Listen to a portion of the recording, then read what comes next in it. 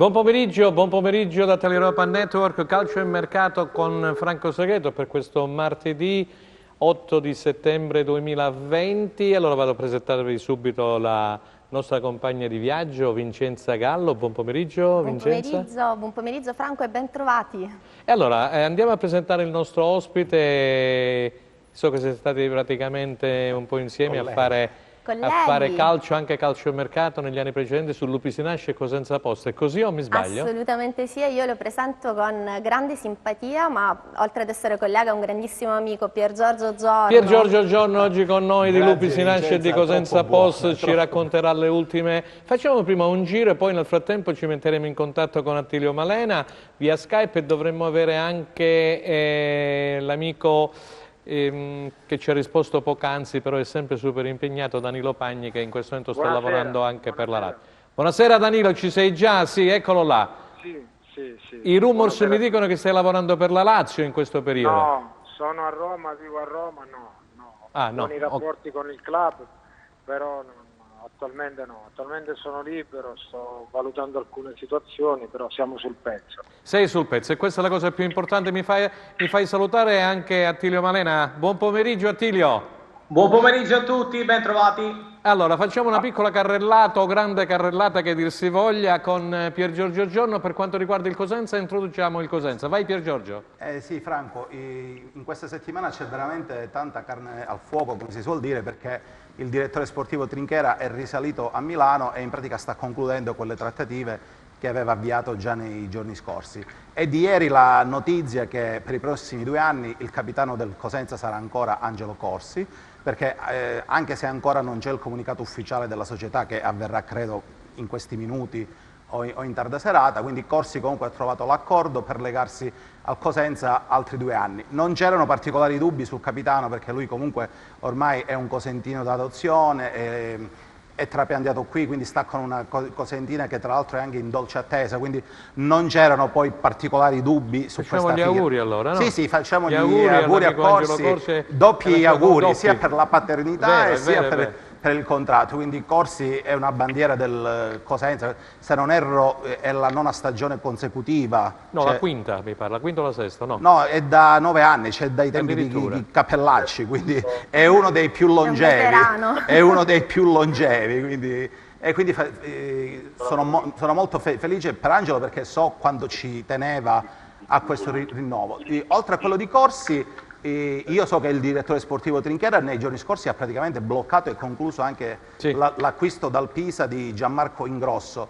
Bisogna solo capire con quale formula verrà, se verrà con un prestito di diritto di riscatto, però il calciatore ha detto di voler venire a Cosenza e secondo me nelle prossime 24-48 ore ci potrebbe essere anche l'annuncio di Ingrosso. In questi momenti, in queste ore, il direttore sportivo sta parlando anche con Bittante. Bittante l'abbiamo anche scritto noi tramite Cosenza Post, è tornato qui a Cosenza, è venuto perché c'ha la casa, però c'è da più di una settimana qui, quindi il fatto che Bittante ancora non sia andato via ma sia rimasto qui a Cosenza è perché aspetta qualcosa. Quel qualcosa è una telefonata appunto del direttore sportivo. Mi dicono che mentre a inizio mercato le distanze erano abbastanza nette, si è trovato, si sono riavvicinate, si sono avvicinate molto, quindi Bittante e Corsi e Ingrosso potrebbero essere i primi 3 rinforzi del Cosenza. Mi fermo qui così poi continuiamo dopo, che abbiamo tante altre cose da dire. Intanto per i nostri WhatsApp 345 abbiamo il numero 912 1221 mi pare, per chi volesse interagire con noi. Poi c'è Vincenza che mi chiede la linea. Abbiamo una telefonata, quindi te la rigiro subito in realtà, perché abbiamo al telefono il nostro ospite che sta scalpitando. Ah, benissimo. Allora chi è? Danilo? Sì. Danilo, sì, allora sì. a te la parola. Danilo Pagni, direttore sportivo. Danilo, a te la parola allora. Buonasera a tutti, buonasera a tutti. Ciao. La domanda qual è? La domanda qual è? Hai sentito Pier Giorgio Giorno che ha introdotto il discorso Cosenza, Corsi, Ingrosso, Bittante?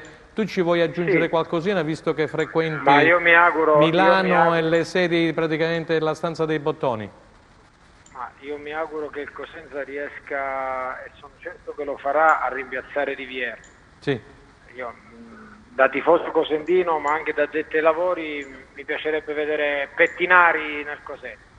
Un ragazzo che io ho avuto a Terni, che è oggetto di mercato in Serie B, è un ragazzo che tra l'altro la moglie è calabrese.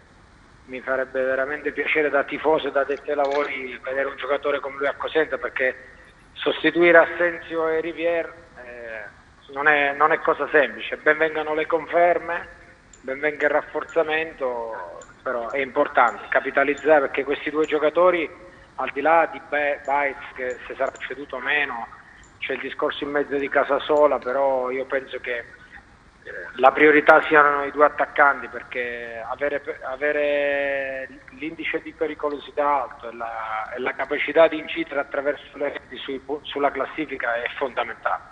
Questo è fondamentale. Sì, allora rimani con noi per la prima parte, io darei subito alla linea, cara Vincenza, poi mi hai preparato una scheda di ingrosso che dovrebbe essere lì la firma dell'ex giocatore del Pisa. Diamo subito spazio, pensieri e parole al nostro amico Attilio Malena. Vai Attilio. No, c'è poco da aggiungere a quello che ha già detto Piergiorgio, se non fissare una deadline per Bittante. Entro 48 ore si dovrebbe arrivare, da quanto ci risulta, al dentro fuori, molto più dentro che fuori rispetto a 72 ore fa. Ne abbiamo parlato già negli scorsi appuntamenti insieme, con Bittante che si è riavvicinato sensibilmente al Cosenza, anche perché ha manifestato più volte, qualora ce ne fosse bisogno, anche attraverso le piattaforme social, in particolare da Instagram, la sua volontà di rimanere al Cosenza. Per Ingrosso è una questione semplicemente di ore, così come è una questione di ore per l'ufficialità e il conseguente comunicato per quanto concerne Corsi. Però la copertina, come sempre in questi giorni, se la prende il Crotone. Confermate le indiscrezioni di ieri che sono arrivate dal Cile, perché il Crotone non si ferma alle 6 operazioni che abbiamo raccontate, ovvero Cigarini, Vulic, lo stesso Rispoli, lo stesso Rivière, e comunque potrebbe anche a stretto giro di posta arrivare un altro attaccante oltre allo stesso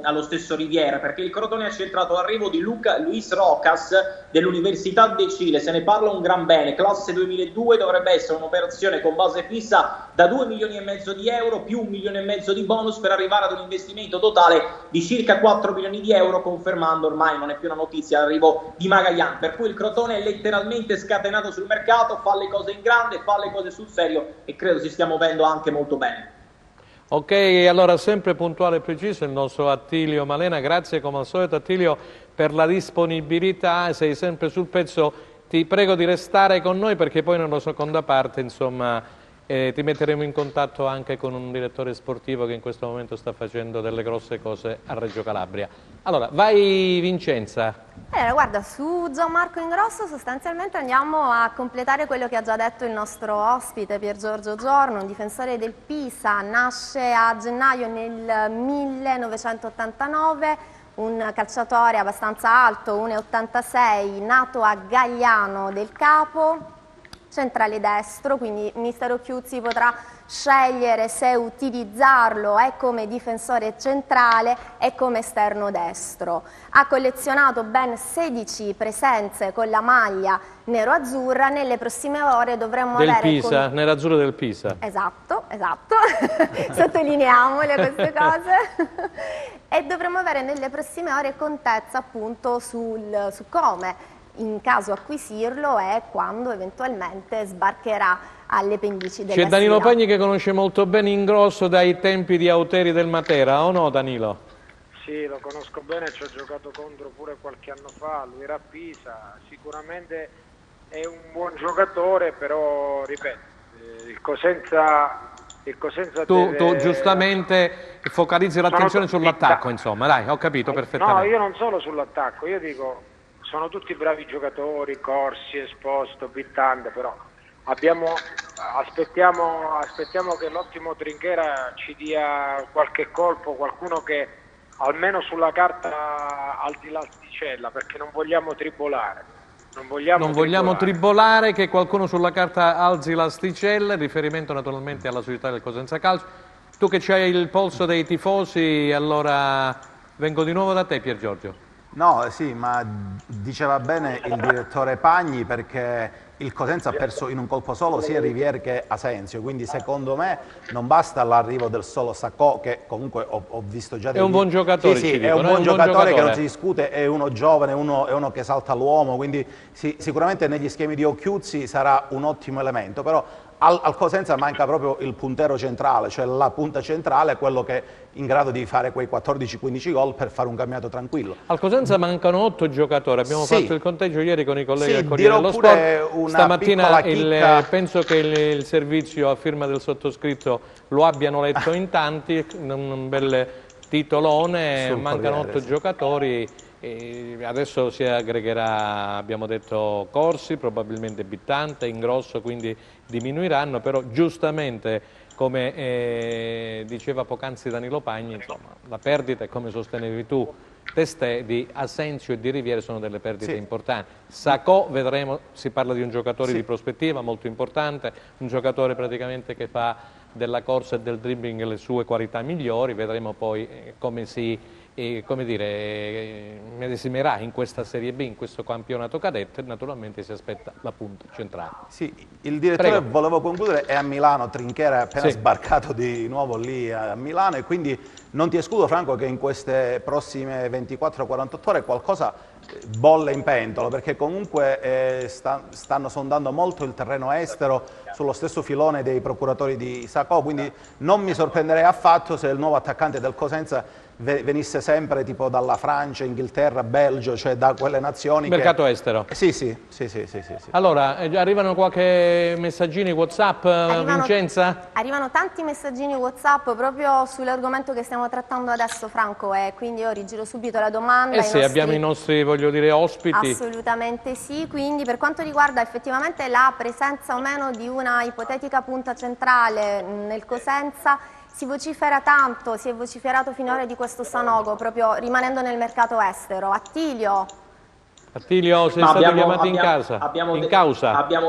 Abbiamo detto e ridetto su Sanogo, non escludiamoci possa essere stato un timido approccio, ma per il momento rimaniamo al timido approccio e nulla di più. Danilo Pagni ha fatto il nome di Pettinari, chissà perché. Non lo so. Danilo? No, ha fatto il nome di Pettinari il direttore perché da abile uomo mercato qual è, dimostrando di essere uno degli attaccanti più forti in Serie B, sarebbe sicuramente un uomo in grado di far fare il salto di qualità al Cosenza, ma da quanto abbiamo raccontato per il momento Pettinari resta fuori portata per il Cosenza, non solo per una questione di ingaggio, ma perché legittimamente lo stesso ex attaccante del Crotone punta ad una pila protagonista, dopo appunto la grande stagione che ha svolto in condizioni precarie a Trapani. E non è detto che il Cosenza non, come dire, non diventi protagonista, nel calcio mai dire mai. Allora, vediamo qualche domanda per Danilo Pagni. Allora, per quanto riguarda il direttore Danilo Pagni, mi chiedono sul Crotone, c'è una curiosità. Benissimo, sì.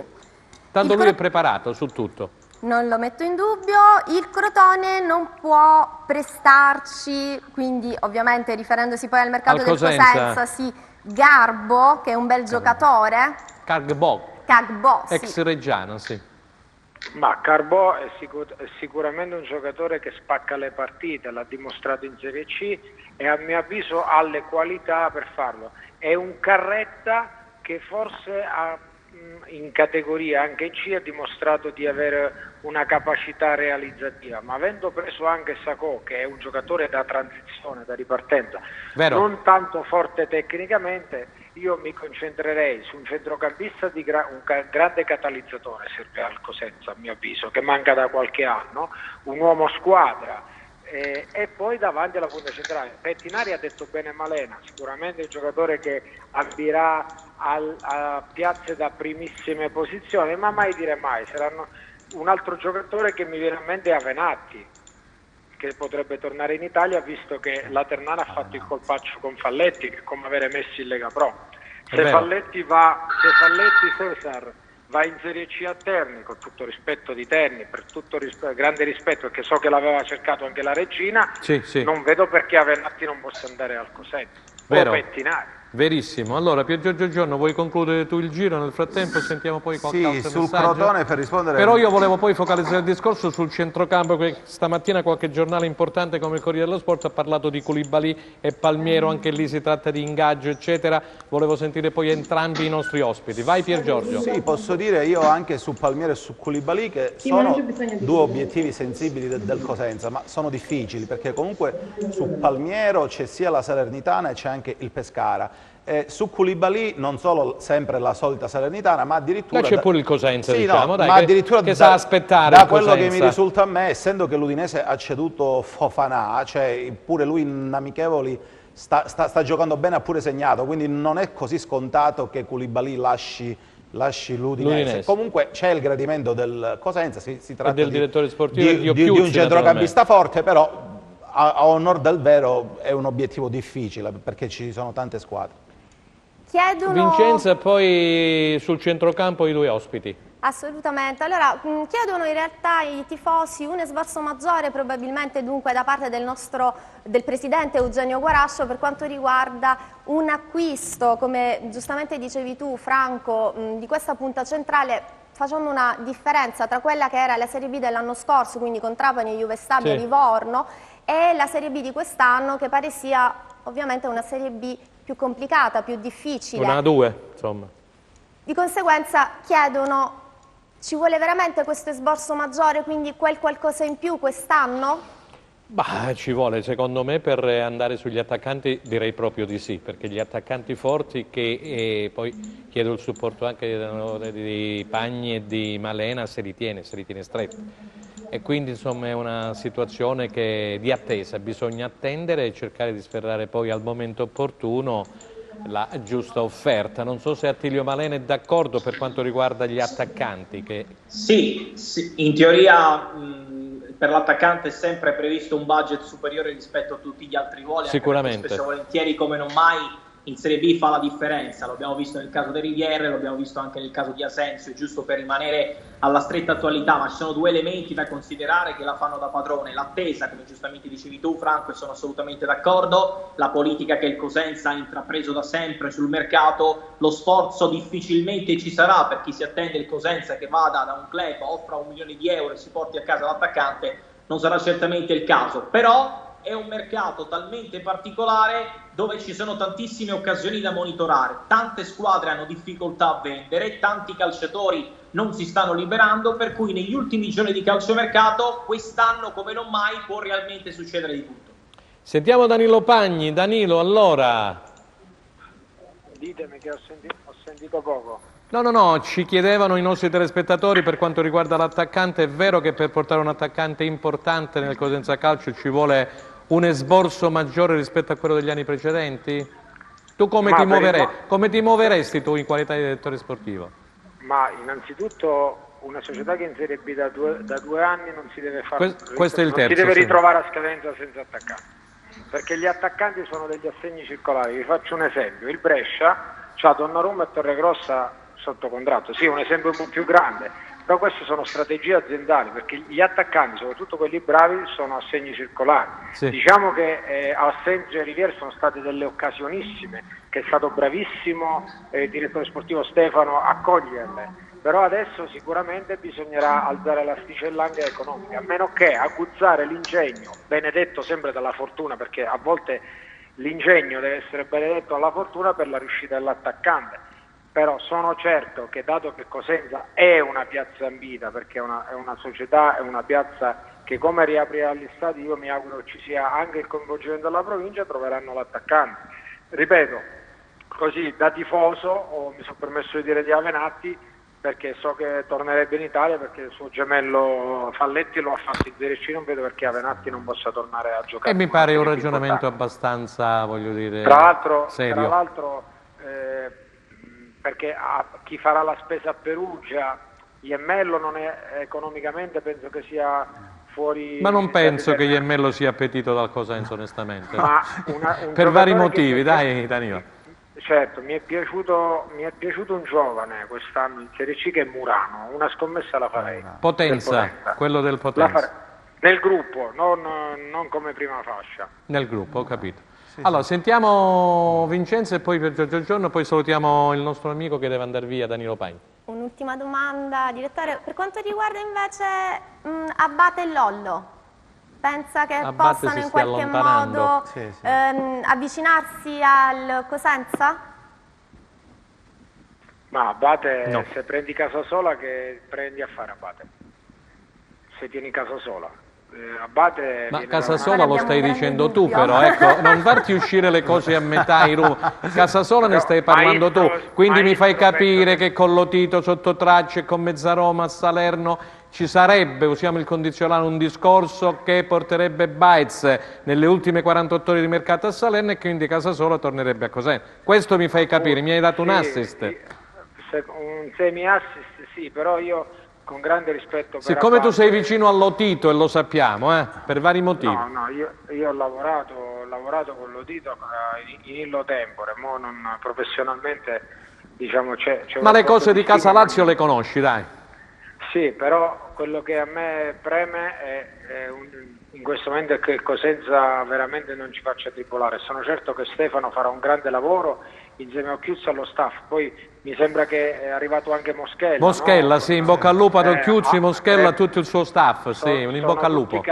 Sono tutti dei miei carissimi amici, ho visto che si parla poco del preparatore atletico. Purtroppo Pincente, Pino Pincente, cioè il figlio di Pino, il figlio. Bisogna parlare di numeri. Luigi sta dimostrando di dare una marcia in più a sta squadra. Vero, verissimo. E salutiamo poi sempre Luigi, noi quando parliamo di staff tecnico mettiamo naturalmente tutti dentro. Che oggi il preparatore atletico è una figura essenziale e fondamentale, lo staff della preparazione atletica, che il calcio è cambiato. Comunque detto ciò io a Abate grande rispetto, ma ci vuole gente un po' più fresca, con gamba, con fame, con ambizioni. Sentiamo Pier Giorgio che vuole aggiungere qualcosa. Danilo, che anche a me la trattativa per Abate risulta un po' scemata, perché comunque il Cosenza aveva fatto un pourparlers col suo procuratore che era Enzo Raiola, che è il cugino di Mino, ma era stato solo così un abboccamento, poi sono 2 o 3 giorni che il calciatore non si fa più sentire, quindi credo che alla fine l'arrivo di Abate, che rappresentava una sorta di jolly sia per la difesa che per l'esterno, non si concretizzerà. Per quanto riguarda invece quello che ha detto pure Pagni, quello che ha detto lui sul preparatore atletico, sono 3 anni che il Cosenza esce sempre fuori nella seconda parte di campionato, quindi facciamo i complimenti a Pincente, perché evidentemente prepara bene questa squadra per arrivare indubbiamente. Che era stato messo al settore giovanile negli ultimi mesi. Sì, è vero. Poi è tornato poi nel momento in cui dopo il lockdown Chiuzzi ha preso in mano la squadra. Abbiamo grandissime risorse in Calabria. Sono d'accordo con te Danilo, ti ringrazio e allora salutaci Mezzaroma e il presidente Lotito, perché so che hai riunioni importanti, grazie e buon lavoro. Grazie. Attilio Malena, hai sentito quello che ha dato l'assist Danilo Pagni per Casasola, gli è uscito questo Casasola così, involontariamente gli è uscito.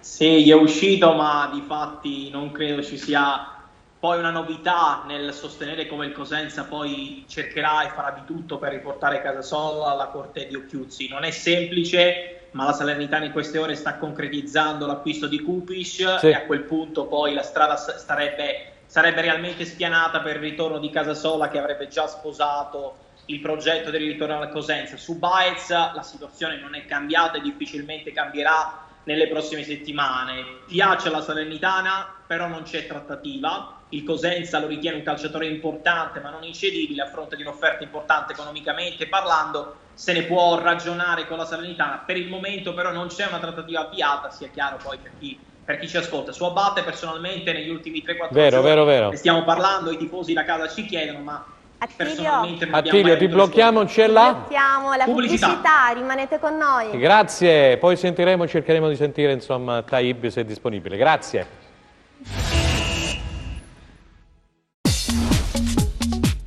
Cerca Teleeuropa sul tuo Play Store o Apple Store e scarica la nostra app. Allora, seconda parte di Calcio e Mercato, ci scrivono in tanti. Mi dicevi poc'anzi che c'era qualche rumors importante per il Cosenza? Sì, stavo indagando, Franco, durante la pubblicità, quindi mi è giunta voce che il Cosenza è sulle tracce di un difensore molto interessante, Scuola Torino, che la passata stagione è stato prestato al Trapani. Si tratta di Alessandro Buongiorno, questo è un giovane valido di 21 anni che il Torino gli ha appena rinnovato in pratica il contratto con un quadriennale, quindi chiaramente essendo che si tratta di un ragazzo giovane e intendo del DS Bagnati mandarlo in prestito in qualche squadra di Serie B. L'anno scorso l'hanno mandato a Trapani dove si è disimpegnato molto bene. Si tratta di un centrale molto alto di piede sinistro, quindi all'occorrenza, se il Cosenza magari concretizzerà questa trattativa, è un giovane che potrebbe alternarsi sulla fascia, sul centro-sinistra con Legittimo. Quindi questa è proprio un'ultimissima... Un'ultimissima che ci ha dato Pier Giorgio Giorno. Vai Vincenza, molti vogliono sapere perché parlo io. Perché o sei professionalmente preparato, questa professione non la puoi svolgere, vai. Allora Pier Giorgio, ti chiedono se anche tu sei d'accordo sul puntare tanto sul settore giovanile. Sappiamo che mister Occhiuzzi pare sia particolarmente legato al settore giovanile, quindi ci chiedono e ti chiedo quanto è importante e quanto servirebbe al Cosenza di oggi investire nei giovani. Guarda, il settore giovanile è la linfa di tutte le società, però negli ultimi campionati sinceramente è difficile fare esordire un giovane quando il Cosenza ha lottato sempre fino alle ultime giornate per salvarsi, quindi mandare in campo, faccio un esempio, un Sueva, un Licciardello in una partita clou, cioè tu rischieresti di bruciarlo il giovane, quindi comunque io l'ho seguita l'anno scorso la primavera fin prima del lockdown, cioè non è vero quello che si dice che il Cosenza non ha un settore giovanile, non ci sono giovani interessanti, perché qualcuno c'è, infatti sono in ritiro pure i vari Sueva, Licciardello, che ho detto c'è anche Gaudio, ce ne sono parecchi che in una situazione normale, cioè di centro classifica, con un Cosenza magari già salvo a 5-6 giornate dalla fine. Scusami, mi dicono, possiamo provare dalla regia per cortesia, mi ha scritto adesso Massimo Taibbi se riusciamo a metterci in contatto col direttore sportivo della Regina, perché sembra che adesso abbia terminato la telefonata. Enzo Leonetti e Luca Chito, grazie. Vai a concludere Pier Giorgio. Sì, no, ho detto con un Cosenza magari in questo campionato, salvo già a 4-5 giornate dalla fine, Occhiuzzi è uno che con i giovani ci lavora e ci lavora bene, quindi non ti escludo che se il Cosenza fa magari un campionato, non come quest'anno con l'acqua alla gola, ma un campionato tranquillo, nelle ultime giornate c'è la possibilità di far esordire uno di questi ragazzi. Buon pomeriggio a Massimo Taibbi, grazie Massimo per aver accettato l'invito qui a Teleeuropa Network Calcio e Mercato. Buon pomeriggio a voi. Ecco, se alziamo un po' il ritorno in studio, grazie Enzo Leonetti. Allora, sappiamo già dei tanti movimenti della Regina, da Lafferty, Menes, abbiamo raccontato nelle scorse settimane quello che è successo con Ramì, ovviamente non ti facciamo raccontare il seguito. Cosa bolle in pentola, caro Massimo, per quanto riguarda la Regina? Perché abbiamo letto di Foloruncio, del Bari, ex Bari Virtus Francavilla, abbiamo anche letto di Falcinelli. Ecco, se ci dai le ultime? Ma stiamo lavorando, ci mancano quei 4-5 giocatori, Foloruncio potrebbe essere un profilo, e poi gli altri Falcinelli la vedo un po' più difficile perché è un giocatore che ha un contratto importante, il Bologna giustamente per privarsene vorrebbe che ci fosse una giusta ricompensa al giocatore. Noi, il che se ne può pensare, abbiamo un budget da rispettare e a oggi non è un giocatore che noi possiamo avere facilmente, oggi, domani magari le cose cambiano. E poi stiamo cercando un centrocampista, stiamo cercando un esterno e un difensore centrale. C'è tempo, adesso con calma cercheremo di fare perché dobbiamo fare anche delle uscite, 5 sono uscite, gli altri hanno il mercato, stanno prendendo tempo e questo non facilita il nostro compito perché è chiaro che più escono, più possibilità di operare abbiamo.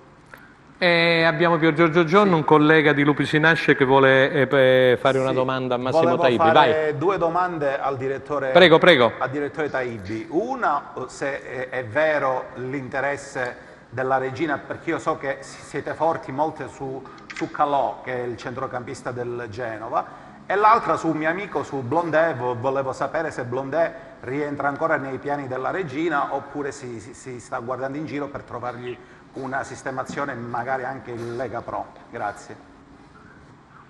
Calò è stato un giocatore che ho chiesto un paio di mesi fa, ma poi noi ci siamo mossi su altri profili perché è un giocatore che ha richieste e magari qualche squadra lo compra anche e noi non possiamo, non vogliamo comprare cartelline e ci siamo defilati. Per quanto riguarda Blondé è uscita dal primo giorno del campionato, ha delle richieste delle categorie importanti, non capisco perché sta prendendo tempo, perché lo richiede tipo il Catanzaro, che porta su di lui, c'è anche la Viterbo che gli propone termini di contratto, lui sta prendendo tempo, ma spero che presto si decida per uscire. Senti Massimo, che calciomercato è quello attuale del dopo Covid, dopo il lockdown naturalmente? Ma il lockdown ha cominciato ha fatto sì che si impoverisse ancora più il mercato, perché è normale, dopo tutte le aziende che hanno avuto difficoltà, credo sia il minimo. Poi il fatto che gli stadi non si dà come e quando apriranno, sì, ha impoverito un po' questo calcio. Poi queste regole di 18 over in Serie B, 22 la lista in Serie C, ha finito di complicare questo mercato, che comunque è difficile perché tutte le squadre di A, B e C hanno tutto lo stesso problema, devono prima smaltire la rosa per comprare, infatti se vedete poche squadre si sono mosse. Vediamo un attimo se abbiamo Attilio Malena. C'è Attilio? Attilio, sì, c'è il direttore sportivo Taibbi, se vuoi porre una domanda puoi farlo tranquillamente. Sì, abbiamo la fortuna di poter verificare in diretta un rumors che ci è arrivato in questi minuti. Direttore, è vero l'interesse sempre più concreto per Tiago Cionek in difesa? Ma Tiago Cionek è uno dei giocatori, ho letto anche Pisacane, ho letto anche altri giocatori che farebbero la nostra fortuna, però è chiaro che avere un interesse al discorso, cercare di portarla a casa un discorso, dei giocatori di Serie A che hanno un contatto per noi quasi positivo. Poi le trattative sono belle perché si possono aprire, poi quando magari meno te l'aspetti si può chiudere in modo favorevole. In questo momento sono solo, come si può dire, un parlet con 3-4 procuratori di questi giocatori di questo candidato qua, ma oggi, devo essere sincero, sono quasi positivi. Attilio, vuoi continuare tu oppure possiamo andare avanti con il direttore, giusto un'ultima battuta? Sì, le curiosità poi sarebbero tante, un retroscena che ha colpito il direttore nella trattativa dell'estate che poi ha portato Jeremy Menez alla regina. L'aneddoto è il primo che gli viene a mente, quello più bello che ha caratterizzato l'affare. Sentiamo Taibbi. Ma Jeremy la cosa più bella è che quando l'ho sentito mi ha detto che sarebbe venuto a Reggio per fare delle grandissime cose, perché è chiaro che un giocatore che ha avuto già molto dal calcio e ha bisogno solo di stimoli importanti, altrimenti sarebbe rimasto a Parigi dove stava bene a casa. Perché è stata una cosa bella che è stato un impatto molto importante con quello di questo calcio. Diciamo che a differenza di qualcun altro questo è dimostrato l'uomo. E allora c'è Pier Giorgio Giorno, così lo lasciamo libero, il direttore sportivo. Pier Giorgio, puoi andare tranquillamente con l'ultima domanda al direttore, ma perché se ne è parlato tanto anche a livello nazionale, so che ci sei rimasto male sia tu che il presidente Gallo.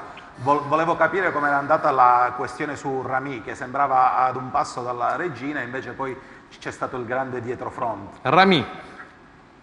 Ma guarda, ha risposto bene l'intermediario italiano che ha fatto un comunicato che ha spiegato tutto, e lì è chiaro, noi ci siamo mossi bene, abbiamo l'ok da parte di tutti per venire a fare le visite mediche e l'accordo economico ce l'avevamo. Qua all'ultimo momento c'è stato un intoppo che il ragazzo voleva più giorni e l'abbiamo fatto chiudere lì. Alla luce di quello che è successo, che quando è un'altra squadra ci avevo visto lungo che probabilmente voleva prendere tempo per aspettare, no?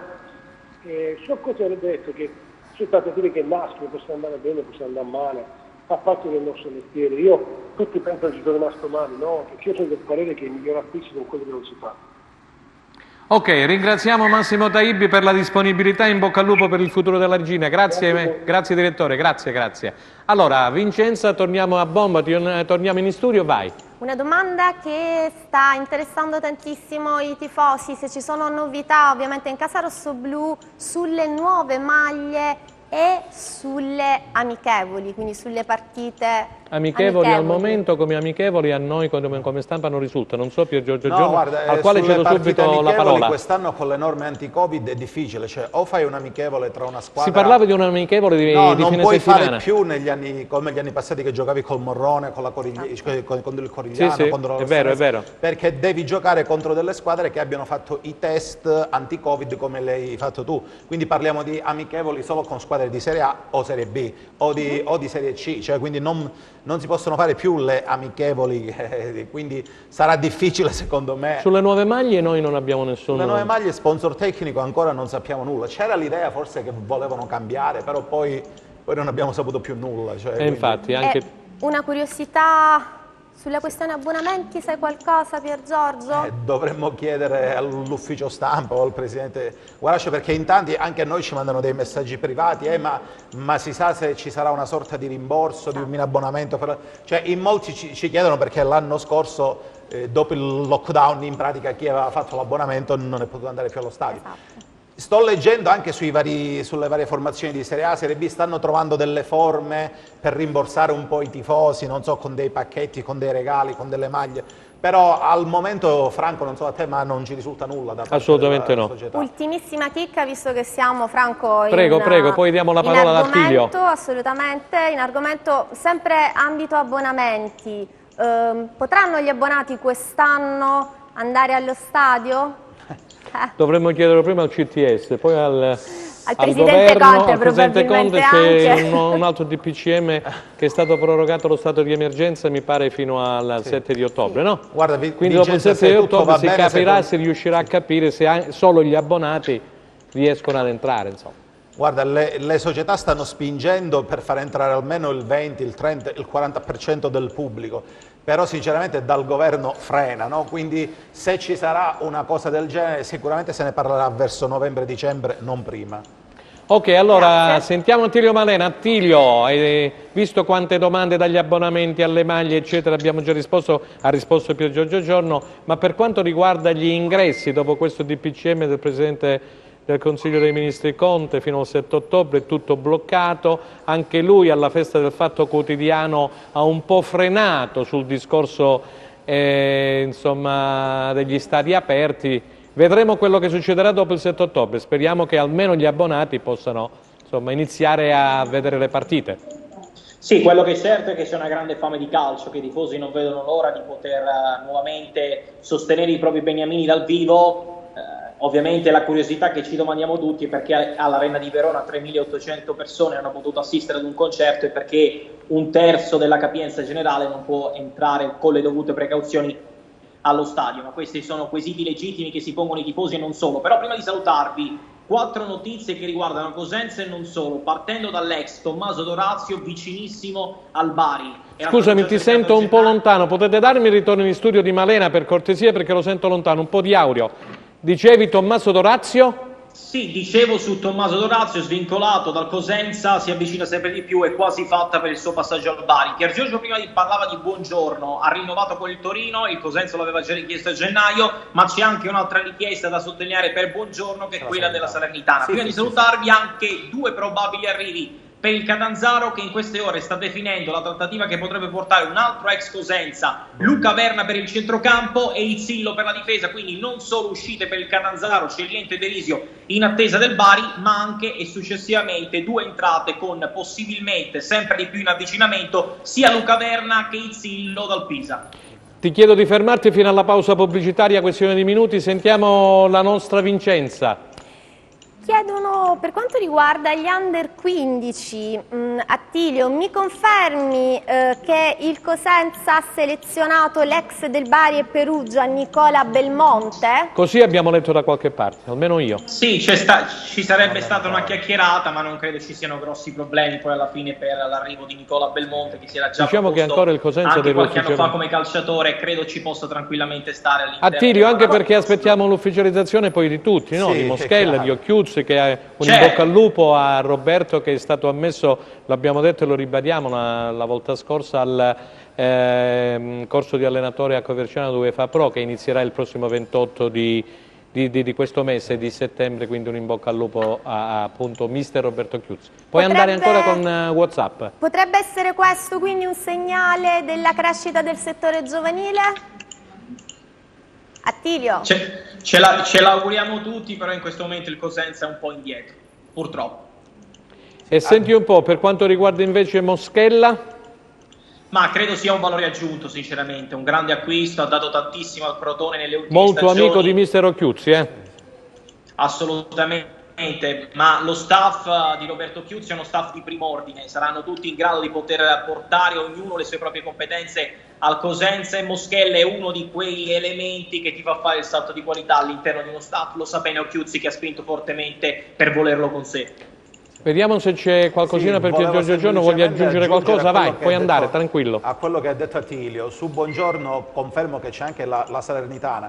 È strano questo gioco di mercato, perché come c'è un giocatore appetito dal Cosenza, guarda caso, ci va subito la Salernitana, sia Buongiorno, sia Palmiero, sia Koulibaly, c'è sempre il solito giro, perché comunque Buongiorno l'anno scorso ha giocato a Trapani, quindi Castori lo conosce molto bene e sa, Castori vorrebbe tutto il Trapani, qualità del ragazzo. O no, però vorrebbe tutto il Trapani, Attilio. È molto amico col direttore, è molto amico con Bagnati, il direttore sportivo del Torino, non a caso stanno parlando anche con lui di Conè, quindi magari Trinchera conta di chiudere una doppia operazione con il Toro. Per quanto riguarda invece Balui, mi chiedono, Balui dovrebbe arrivare prima di Conè, perché insomma c'è un accordo con la Samp in linea di massima. Il problema è che sia Balui che Conè sono giocatori che in questo momento servono sia a Sampdoria che a Torino per fare le partitelle, cioè per giocare, quindi nell'immediato non so se domani, dopodomani si potrebbero sbloccare queste trattative. Di sicuro i giocatori hanno espresso il gradimento a ritornare a Cosenza, poi se arriveranno domani o tra 7-8 giorni io questo non lo so, però sicuramente sono due giocatori che piacciono molto a Occhiuzzi, e Trinchera ci sta lavorando. Calcio e mercato per i tifosi, cosa arriva dai tifosi? Guarda, mi hai rubato in realtà poco fa la domanda su Conè e Koulibaly, quindi guarda caso, Esatto, guarda caso, però io ne ho un'altra fresca per te, Pier Giorgio, a parte i saluti che arrivano su Pier Giorgio che sono infiniti, quindi sei molto apprezzato. Sì, ma ho letto che c'era mio cugino, quindi non vale. Vedi, è anche onesto oltre che apprezzatissimo. Mi chiedono ti chiedono, per quanto riguarda la campagna acquisti portata avanti dal DS Trinchera, se fossi tu al posto del nostro DS, dove andresti a cercare? Nel mercato estero o nel mercato italiano? E se nel mercato estero, chi prenderesti?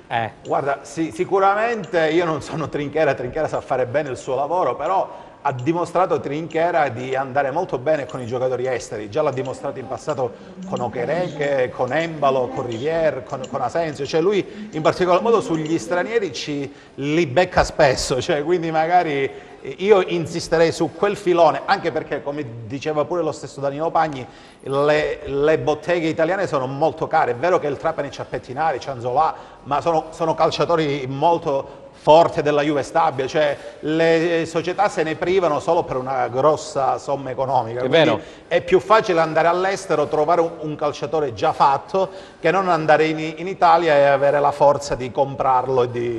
Quindi io la vedo così. Attilio, senti, mercato degli attaccanti in Serie B, si sta muovendo qualcosa o no secondo te? No, per il momento rispetto alle precedenti stagioni si sta muovendo un attimo meno, ci sono dei nomi che accendono la fantasia, come quello di Falcinelli, che ne abbiamo parlato molto spesso, del calciatore che comunque... Ma l'ha detto pure il direttore sportivo Taibbi, ha detto che... Hai sentito Taibbi, cosa ha detto Taibbi? Che l'ingaggio è troppo alto, la regina ci aveva fatto un pensiero. Sì, però si sta cercando di lavorare con il Bologna per ridurre il gap tra domande e offerte, c'è stato un incontro che è andato molto bene tra le parti, aggiungiamo che Cionek è l'obiettivo numero uno per la difesa, per esperienza e per carisma, c'è stato anche un primo approccio per Pisacane, un altro nome che infiamma il mercato di Serie B, o lo ha infiammato, anche perché Gennaro Tutino è ad un passo dal vestire la maglia del Lecce, anche l'Empoli si muove in direzione attaccante, per il momento le idee sono abbastanza borderline, mentre chi ha centrato un colpo interessante è il Pescara, che ieri ha accolto il classe 2001 dalla Roma, che doveva rientrare nello scambio tra Under e Milik tra Roma e Napoli, Alessio Riccardi, classe 2001, per cui un Pescara che ha le idee chiare ha ufficializzato quest'oggi anche l'arrivo di Mirko Valdifiori per il centrocampo. Allora, vediamo un attimino, così poi lasciamo Attilio Malena. Cosa c'è ancora? Allora Attilio, un'altra domanda sempre con pagina rosso-blu. Se dovessi, so, una domanda particolare ma io te la devo fare, se dovessi fare una sorta di bilancia tra quello che ha dato mister Braglia e quello che ha dato e continuerà sicuramente a dare mister Occhiuzzi, che cosa ne pensi? Ma io credo che ognuno abbiano due storie completamente diverse. A mister Piero Braglia va detta comunque grazie, è stata scritta un pezzo di storia del Cosenza, però ad un certo punto il ciclo inevitabilmente era finito, le motivazioni da una parte e dall'altra non erano più le stesse, e come in ogni buon matrimonio che si rispetti, come in ogni grande amore che si rispetti, bisogna cercare di mettere la parola fine, ma in questo caso credo che la schiettezza dalla parte e dall'altra sia stata quella che poi alla fine abbia fatto la differenza, perché in ogni buona storia d'amore che si rispetti la schiettezza e la sincerità poi alla fine deve prevalere rispetto a tutte le altre vicissitudini esterne. Però a Braglia va sempre detto grazie, perché ha dato tantissimo al Cosenza ed è stato ricambiato alla stessa maniera. Però Occhiuzzi è il tecnico del Cosenza per il futuro, designato, ha fatto un lavoro incredibile, fantastico, non ci sono aggettivi, e penso che giustamente e meritatamente il Cosenza punti su Roberto Occhiuzzi anche nella prossima stagione, potrà dare tanto. Grazie. Allora Attilio, noi poi nell'ultima parte avremo Crotone come al solito, la collega di Gazzetta del Sud Claudia Berlingeri. Se tu hai degli impegni impellenti ci puoi lasciare qui, altrimenti puoi restare tranquillamente. Noi ti ringraziamo sempre e comunque per la tua disponibilità.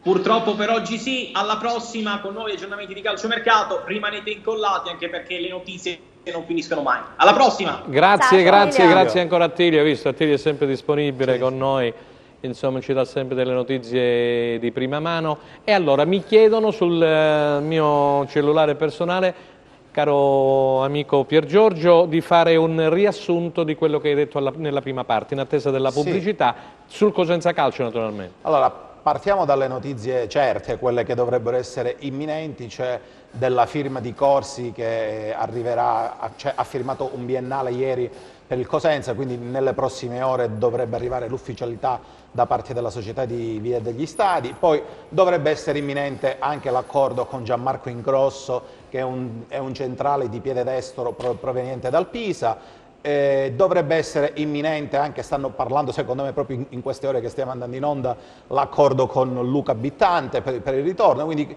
queste sono le tre operazioni più calde, e in più i nomi che abbiamo fatto sempre di Conè e Ballolì, che sono nell'orbita di Occhiuzzi che li rivorrebbe, e il nome del giovane Bongiorno che abbiamo fatto prima, che è un giovane molto interessante del Torino. È un centrale di piede sinistro che, qualora si concretizzasse, sarebbe un ottimo rinforzo per la squadra di Occhiuzzi, in modo da alternarsi col legittimo, perché l'anno scorso non c'è mai stata una vera alternativa al legittimo. Volevo farti una domanda, non so, mi dicono, vabbè, poi ci sono altri messaggi che stanno arrivando, poi li passerò naturalmente a Vincenza. Su quello che ha detto Taibbi non ti ho fatto intervenire.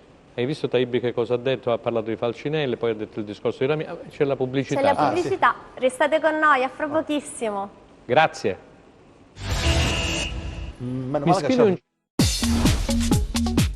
Cerca Teleeuropa sul tuo Play Store o Apple Store e scarica la nostra app.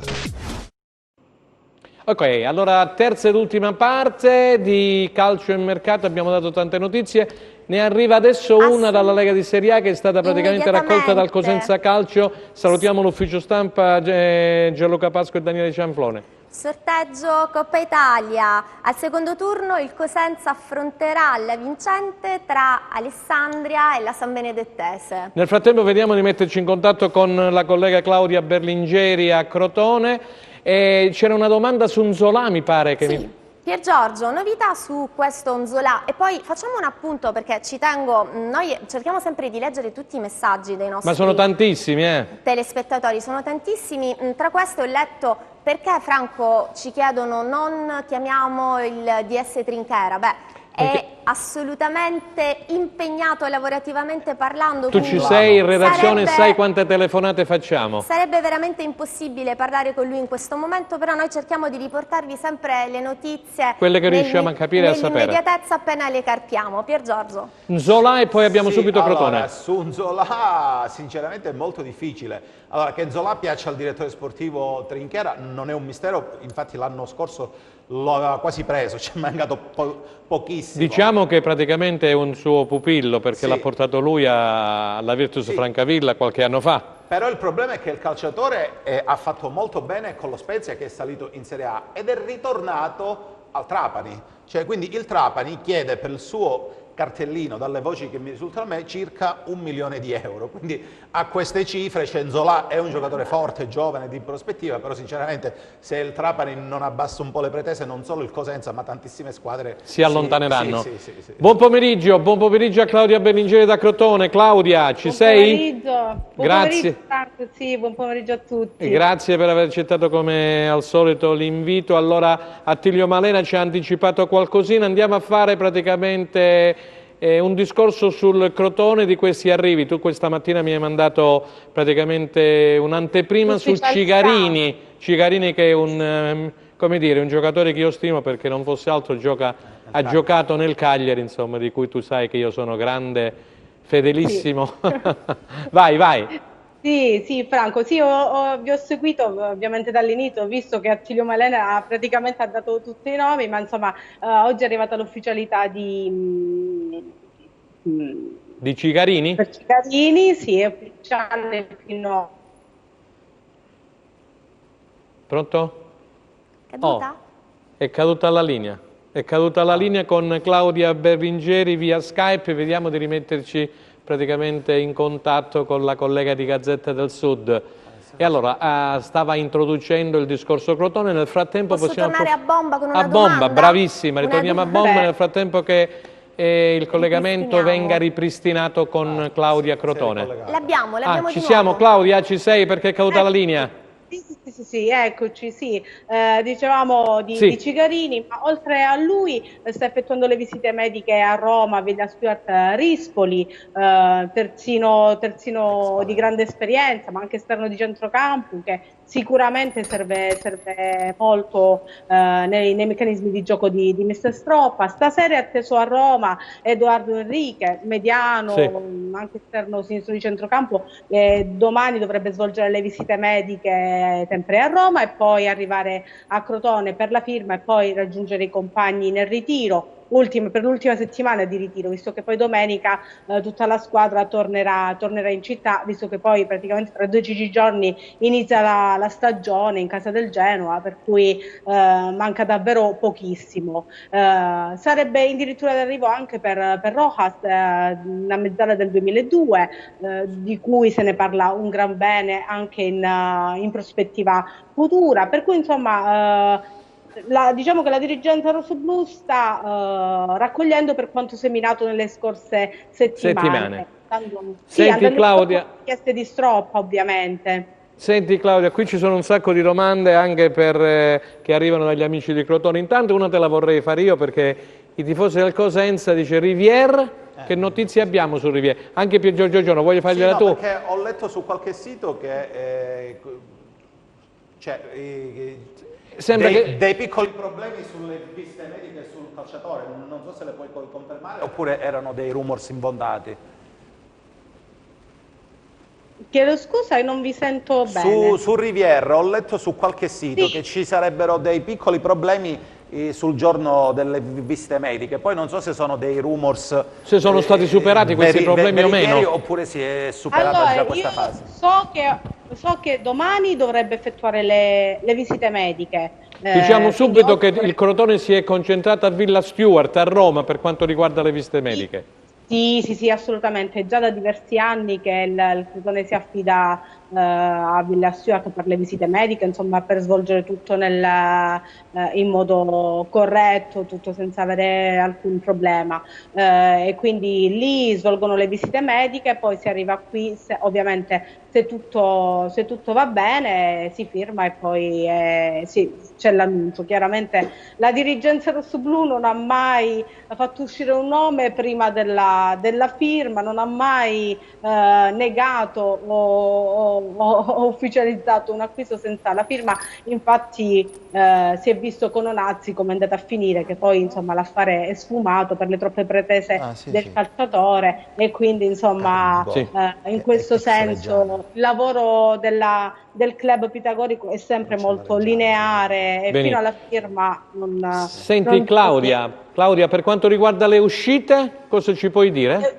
Le uscite potrebbe andare via Spolli, raggiungere a San Benedetto Maxi Lopez, e poi è da vedere anche Gigliotti, Gomelt. Bisognerà vedere, oltre naturalmente ai ragazzi, quindi Nanni, Zaccruggero, Borello, chiaramente dovranno trovare destinazione per farli crescere e maturare, perché insomma non... Senta, a me chiedono di questo Carbò, ne abbiamo parlato poc'anzi anche sia con Attilio Manella che con il direttore sportivo Danilo Pagni. Carbò resterà a Crotone oppure nelle mire di qualche società? Sta valutando, Mister Stroppa sta valutando, in quanto insomma la Reggiana sta pressando per averlo. Sì. Eccoci. Perché la Reggiana praticamente, poi lui ha giocato con la Reggiana, ha fatto il gol della promozione in B contro il Bari, ecco. Protagonista, sì, ha fatto molto bene, la Reggiana lo rivorrebbe lì anche in Serie B. Il Stroppa lo sta valutando, quindi insomma farà le sue opportune valutazioni e poi si deciderà se farlo partire o se trattenerlo in riva allo Ionio per poi sfruttarlo magari come... Benissimo. Poi ci come dire, aggiornerai per quanto riguarda le amichevoli, se ce ne dovessero essere, da qui a qualche giorno. Al momento nulla, ma la vedo dura, perché insomma con le nuove normative anti-Covid, infatti. Sì, è diventato complicato, a meno che non sia, come ha detto il collega precedentemente, non sia una squadra di pari livello, insomma, o di Serie B che abbia già effettuato i tamponi e tutti insomma, i controlli. Grazie Claudia, grazie come al solito puntuale e precisa, e noi ci risentiremo venerdì prossimo per le ultime da Crotone. Grazie ancora per la disponibilità, molto gentile, grazie. Allora, abbiamo sentito da Crotone i movimenti che ci sono, Villa Stuart dove faranno tutte le visite mediche, domani dovrebbe arrivare anche Rivière, ci ha dato tutto l'elenco di Rispoli eccetera eccetera, Magagliani è già arrivato, insomma Crotone si sta muovendo discretamente bene. Torniamo in casa Cosenza perché gli ultimi 10 minuti ce li chiedono per il Cosenza Calcio. Una previsione, in realtà mi chiedono se sarebbe preferibile giocare contro l'Alessandria o contro la San Benedettese, ovviamente in Coppa Italia. Ma è difficile dirlo perché, come ha detto pure la collega di Crotone, cioè non sappiamo il vero polso delle squadre, perché essendo che le amichevoli quest'anno non ci sono, o almeno per la maggior parte delle squadre, tra l'altro è una data pure difficile perché, se non erro, subito dopo che ci sarà l'esordio in campionato, dopo 3 giorni ci dovrebbe essere questa partita di Coppa Italia, quindi sarà sicuramente una partita per il Cosenza per vedere all'opera magari nuovi acquisti, cioè nel senso è molto difficile dire se... Sì, perché il 26 partirà il campionato, che sabato ci sarà l'anticipo, e la partita si giocherà di Coppa Italia, abbiamo detto quando? Il 29 o il 30? Non mi ricordo. Però o martedì o mercoledì successivo, quindi a pochi giorni di distanza. Quindi sì, sinceramente non so... Il 30 si giocherà. Il 30. Ci chiedono ancora di Nzola, ma forse non hanno capito che Nzola costa. Nzola, ci vogliono i soldini, amico Tiano, per comprarlo. Mi pare che sia stato molto chiaro Pier Giorgio Giorno. Nzola, Pettinari, questi sono attaccanti che praticamente costano una cifra, l'ha spiegato sia Danilo Pagni, l'ha spiegato anche il nostro amico Attilio Malena. Noi facciamo un mercato d'attesa, noi parlando naturalmente del Cosenza, bisogna aspettare il momento giusto per poter aggredire, tra virgolette, l'avversario e portarlo a casa. Abbiamo fiducia in Trinchera, abbiamo fiducia nel presidente Guarascio, abbiamo fiducia, abbiamo detto, nello staff tecnico, lasciamoli lavorare. A fine mese avremo Trinchera, avremo l'addetto stampa Gianluca Paz, che faranno una bella conferenza stampa insieme al presidente Guarascio, ce l'auguriamo, e diranno quello che è successo, e mi auguro che quest'anno ci sarà, tu che dici? La presentazione della squadra. Ma quest'anno secondo me, Franco, col discorso del Covid, non lo so. La vedi difficile? Quest'anno forse è l'anno che... no, perché... Vabbè, la si può fare anche via, naturalmente. Via web, dai. Sì, via web, sì. No? Guarda Franco, hai nominato il nostro ospite Attilio Malena, mi fanno una puntualizzazione alla quale penso può rispondere anche Pier Giorgio Giorno. Si parlava di Belmonte, che l'anno scorso doveva venire... Belmonte dovrebbe fare l'allenatore dell'Under 15? Esattamente. Nicola. Sì. Esattamente, però da quello che scrivono i nostri telespettatori pare che si sia infortunato e quindi questa è la motivazione per la quale la situazione No, si è un parla attimino... di Belmonte come allenatore, come coordinatore delle giovanili. C'è stato un pourparlers, anch'io ho letto, però come diceva Franco prima, noi siamo in attesa anche dell'ufficializzazione della prima squadra, cioè ancora sappiamo tutti quanti che sarà mister Occhiuzzi, che c'è Moschella, però in realtà ancora di comunicati ufficiali non ne abbiamo visto, quindi c'è la voce, confermiamo che c'è la voce relativa a Belmonte, che è un cosentino come è importante acquisito. fare sempre chiarezza, Franco, perché poi insomma sì, perché giustamente la chiarezza si fa con i comunicati stampa ufficiali, con le note ufficiali, no? Dovrebbe essere imminente l'annuncio, perché hanno firmato un triennale sia Occhiuzzi, sia Pincente, sia tutto lo staff, però ancora non c'è traccia del comunicato ufficiale, quindi siamo in attesa. Possiamo andare avanti con i WhatsApp, se ce ne sono altri cercheremo di rispondere a tutti. Al San Vito Marulla in Coppa Italia? Penso proprio di sì. Non si sanno né le date né gli orari ancora, infatti io ho Allora mandato scusami, dei noi messaggi... abbiamo intanto, pregherei dalla regia di mandare in onda il cartello che abbiamo beccato sul Corriere dello Sport, perché lo ripeto, eccolo qua, domani a Pisa la compilazione del calendario di Serie B, quindi mercoledì alle ore 19, lo dico a chi ci sta seguendo, so che sono in tantissimi, sia in Calabria che in Sicilia, ci sarà la manifestazione che si terrà a Pisa, dove saranno presentati appunto i calendari. Alle ore 19 potrà essere seguita sia su DAZN che su Rai Sport, canale 57, quindi mercoledì... Domani è il giorno del mio compleanno. Auguri, allora te li facciamo in anticipo? Gli auguri, domani allora vedremo quello che uscirà fuori, se il Cosenza debutterà in casa oppure in trasferta alla prima di campionato. Mi auguro, Franco, di non beccare le neopromosse, perché in genere le neopromosse sono quelle che partono sempre con lo slancio, col maggiore, quindi sperando di esordire l'anno scorso. Vabbè, le neopromosse tu ti riferisci naturalmente, ho visto giocare anche il Monza l'altra sera, Vicenza, Regina e Monza, però ci sono anche praticamente le retrocesse dalla Serie A.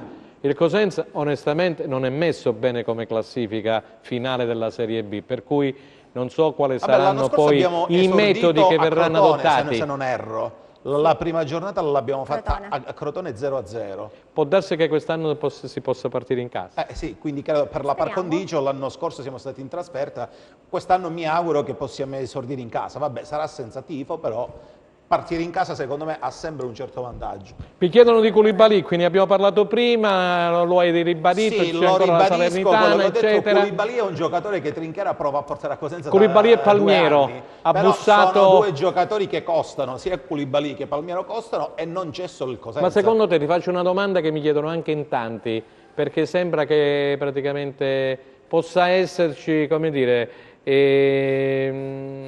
un avvicinamento da questo punto di vista, sempre che De Laurentiis da una parte e l'Udinese dall'altra possano contribuire all'ingaggio di entrambi, specialmente quello di Palmiero, che è abbastanza alto nell'ultimo periodo a Pescara, ha firmato un contratto che va intorno ai 150, sì, 160 mila euro. La cifra, quindi Palmiero è un giocatore che a Napoli prende 150, chiaramente il Cosenza ha chiesto al Napoli di contribuire qualora così come all'Udinese per Koulibaly, a Cosenza di contribuire all'ingaggio come ha fatto quando è venuto poi in precedenza. Anche perché Cosenza è una piazza ambita adesso, insomma, sì. Dai.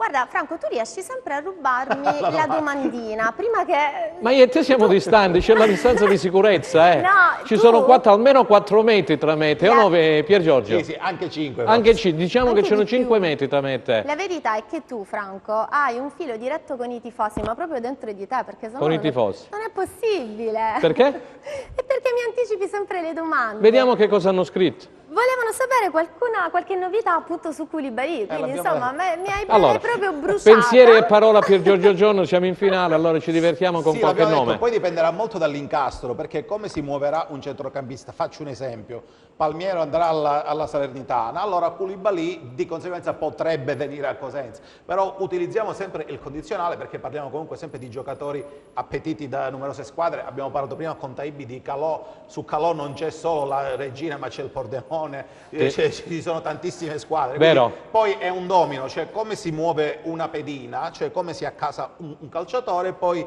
di conseguenza poi gli altri vanno a incastro in pratica, quindi seguiremo chiaramente le vicende. Guarda, mi chiedono di Vittante, hai seguito la mia telefonata con Vittante prima di andare in onda? Non ci ha risposto, l'abbiamo chiamato prima di andare in onda con Franco, però non ci ha risposto, diciamo. Condizioni del terreno invece, ultima domanda che mi arriva proprio Guarda, ora. sul terreno di gioco posso dire, perché mi sono informato sui fatti, perché io leggo anche le polemiche social, cioè quelle foto viste 10-15 giorni fa erano dei lavori necessari già organizzati da tempo, perché in pratica serve la sabbiatura con la semina nuova, se no altrimenti quando arrivano gennaio e febbraio poi il terreno poi si rovina. Quindi l'hanno vista in quelle condizioni e subito l'allarme, ma quelli erano dei lavori necessari, cioè, quindi io non lo vedo adesso il terreno di gioco, ma presumo che tra una settimana, 10 giorni sarà sicuramente buono come lo è stato l'anno scorso. Presidente Guarascio, non ci faccia soffrire come nell'anno passato, quindi quello che appunto è terminato da poco, metta su una squadra, perché la tifoseria di Cosenza merita una squadra almeno di media alta classifica. Questo mi dicono i tifosi. Pier Giorgio? Guardi, è la speranza di tutti, non solo dei tifosi, perché il campionato che abbiamo vissuto l'anno scorso è stato veramente una salvezza al fotofinish che ha dell'incredibile. Quindi quest'anno per le coronarie di tutti, sia dei tifosi che degli addetti ai lavori, speriamo che il Cosenza, non dico che possa ambire magari ad andare ai playoff, però fare un campionato più tranquillo, sicuramente più tranquillo e non col patema d'animo. Quindi questa è la speranza col che abbiamo tutti. Vincenzo, allora siamo nei minuti finali, cosa c'è ancora? Al volo, Armenteros. Arrivata così. Un'altra notizia, Armenteros, giocato a Crotone, ex Benevento, fece gol al Cosenza quando... Sì, e l'anno scorso ha fatto anche nei minuti finali. Allora, Armenteros è uno, secondo me, di quei profili che il direttore sportivo Trinchiera non scarta a priori, perché è un giocatore che è svincolato, ha un certo curriculum, quindi il Cosenza so che andrà su un giocatore tipo Armenteros, non dico Armenteros, un giocatore di esperienza, che conosca già la B, che è un profilo che è svincolato, però Armenteros è un giocatore che ha giocato prima a Benevento e poi a Crotone e viaggia anche a certe cifre, certo. Quindi pure che dovesse andare, quindi non verrebbe sicuramente gratis. Cioè bisogna far capire insomma ai telespettatori che il Cosenza ha un budget da rispettare, non si può andare oltre una certa cifra stabilita, per cui i giocatori attaccanti di un certo livello, voglio dire, o li paghi o non ti ci puoi avvicinare. Questo è il succo del discorso. Quindi è poi soprattutto gli svincolati vanno, cioè è facile andare su uno svincolato perché è diverso, il discorso dello svincolato è però dire proprio bravo. Perché è svincolato, lo svincolato va dove gli offri maggiori soldi. Ultimissima, novità su Litteri, perché se ne parla, non se ne parla, mi fai un po' di chiarezza? Allora, Litteri mi dicono che sia partito col piede giusto, cioè che finalmente non è infortunato, che finalmente si alleni con la testa giusta, però chiaramente il ragazzo sa benissimo che non rientra C'era il Catania, no? Sì, c'è il Catania, però c'è un problema, Franco, che Litteri viaggia a cifre importanti, quindi non ti escluderei che magari Catania c'è stato un mezzo fino a c'è stato un mezzo fallimento, a Catania è stata rilevata sì, una ma società. Litteri è un calciatore che prende uno stipendio società con tanti zeri, quindi magari se il Cosenza lo dà in prestito deve sicuramente cercare di contribuire all'ingaggio o dargli una buona uscita per mandarlo via. Benissimo.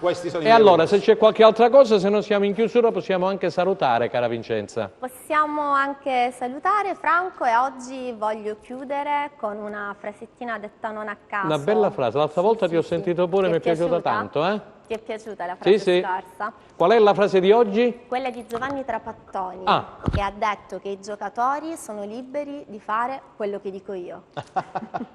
La vuoi ripetere? I giocatori sono liberi di fare quello? Che dico io. Ah, benissimo. No, non ti avevo ascoltato io perché sapevo siamo... non dire gatto se non ce l'hai nel sacco. Siamo un po' a distanza. Frase di Trapattoni. Benissimo, allora siamo arrivati ai saluti finali anche per questo martedì 8 settembre 2020. Noi diamo le notizie, quelle che arrivano così da un momento all'altro, perché come tutti sanno il calciomercato praticamente è variabile, molto variabile, e da un momento all'altro, da un minuto all'altro ci sono sempre dei cambiamenti sul tema. E allora io ringrazio naturalmente Vincenza Gallo, come al solito. Noi ci rivedremo venerdì prossimo, sempre alle 15, con replica alle 21 qui su Europa Network, e ringrazio il nostro amico Pier Giorgio Giorno di Lupi Sinasce. Grazie a voi per l'invito e di Cosenza Post, Lupi Sinasce e Cosenza Post, per aver accettato l'invito. Grazie. Franco, io devo fare un saluto grandissimo a tutta la redazione di Lupi Sinasce e Cosenza Post, perché rimangono sempre tu sei un ex, insomma, dai, mi ci associo pure io. Un saluto agli amici di Cosenza Post e di Lupi Sinasce, perché lo meritano veramente. Grazie a tutti, e noi vi lasciamo in compagnia dei programmi della rete. Per quanto mi riguarda ci rivedremo venerdì prossimo. Arrivederci, grazie.